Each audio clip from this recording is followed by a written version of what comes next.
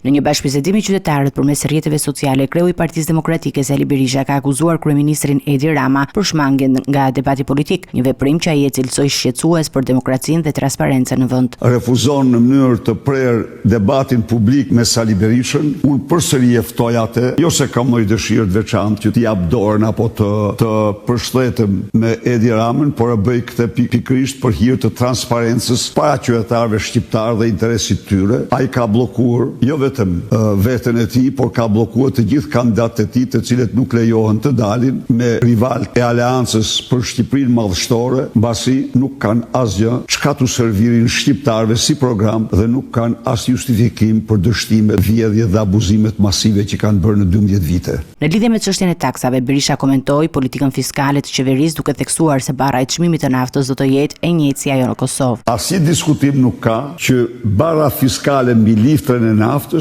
do të zbres në nivelin e saj që ekziston në Maqedoni dhe në Kosovë dhe në Shqipëri nuk do shitet litër nafte me më shtrejt ose plus minus 10% të çmimit që ka në Kosovë dhe Maqedoni. Berisha deklaroi se po ndjek me shqetësim votën e diasporës. Por ne po bëjmë gjithçka për transparencën e votës tuaj dhe u kam bindje se viti 2025 të dashur miq do të jetë viti juaj. Viti me të cilin ju me votën vullnetin tuaj përcaktoni fatin e Shqipërisë ndryshimin e madh. Një tjetër temë diskutuar nga Berisha ishte zgjidhja e një problemi të madh që ka të bëjë me dosjet gjyqësore të mbetura pezull. Ai premtoi se do të ndërmerrte një iniciativë të shpejtë në bashkëpunim me Komisionin e Venecias për shqyrtimin dhe zgjidhjen e 230.000 dosjeve që kanë mbetur pa një përgjigje dhe që për këtë arsye po mbajnë peng drejtësinë.